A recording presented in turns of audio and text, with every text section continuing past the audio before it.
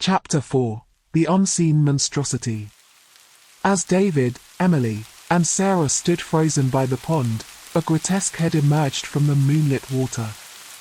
It was a creature of nightmarish proportions, its skin pallid and stretched taut over a misshapen skull. Its eyes were empty voids, and its mouth open to reveal rows of jagged, yellow teeth. Towering at 10 feet tall, it had full-long, sinewy arms, each ending in razor-sharp claws. The monstrous being began to pull itself out of the pond, its massive, deformed body slowly rising above the water's surface. It moved with a limp, each step sending tremors through the ground.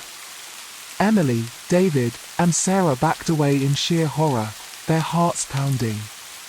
As the creature's entire form came into view, they realized its legs were bent at unnatural angles, causing it to hobble awkwardly. It lumbered toward them, emitting a guttural, otherworldly growl that echoed through the clearing. With adrenaline-fueled desperation, the trio turned and sprinted into the dark forest, their footsteps muffled by the thick carpet of leaves and underbrush. Above them, the sky erupted into a fury of thunder and lightning, casting eerie, erratic shadows as the storm descended. The wind howled through the trees, and the rain pelted them like shards of glass. Mud clung to their shoes, making every step a struggle. The black woods seemed to close in around them, the twisted trees and gnarled branches reaching out like skeletal fingers. Their breaths came in ragged gasps, and panic drove them deeper into the heart of the forest.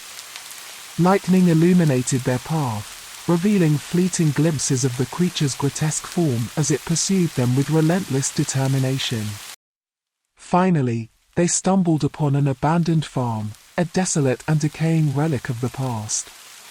The farmhouse loomed before them, its windows shattered, and its roof sagging.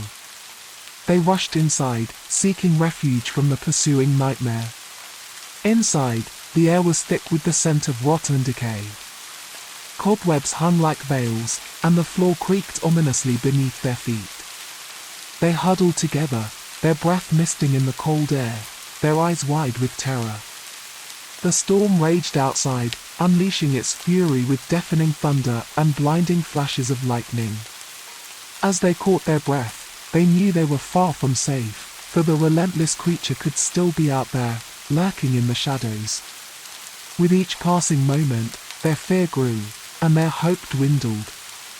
The horrors of Hollowbrick Mannor had followed them into the depths of the Black Woods, and the night held more terror than they could have ever imagined. Chapter 5. Desperate Escape.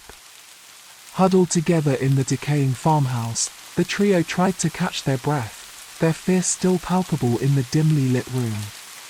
"We need something to defend ourselves," Emily said, her voice trembling.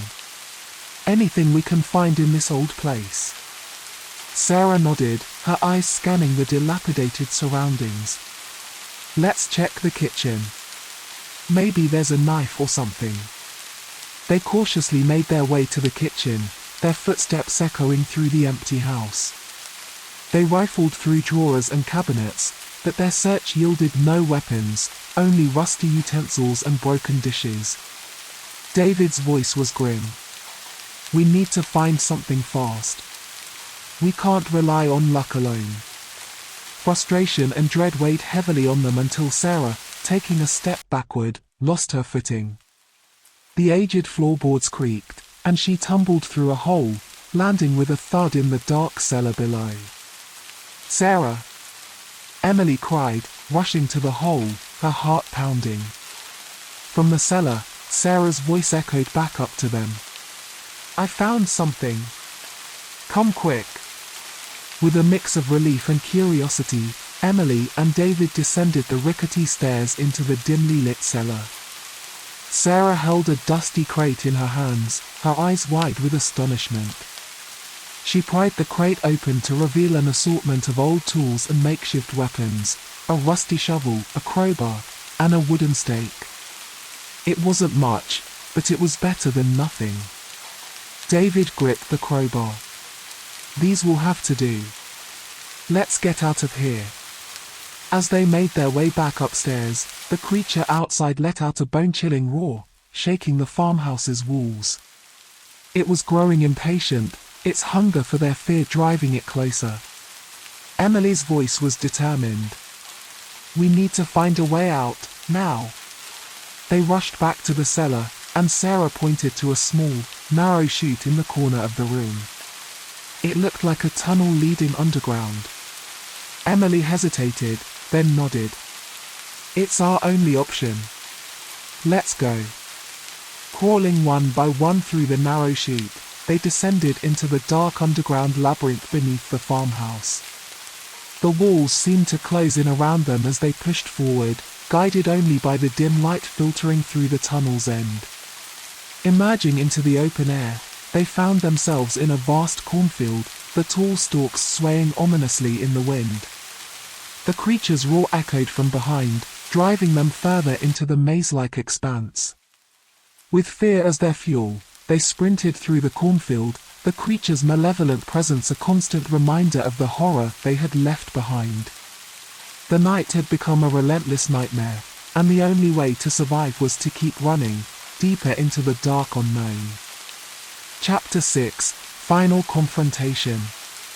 The cornfield stretched on endlessly, a labyrinth of green and gold that offered no respite.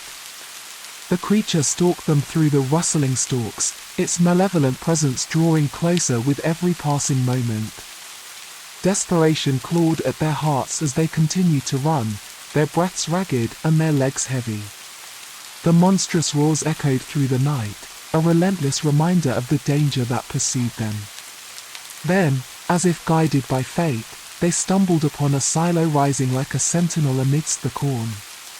The towering structure promised refuge, a momentary sanctuary against the terror that pursued them. Inside, the air was thick with the scent of grain, and shafts of pale moonlight pierced through the gaps in the walls. It was a place to regroup, to make a final stand. David's voice was determined as he rummaged through the cluttered space. "We need something to stop that thing."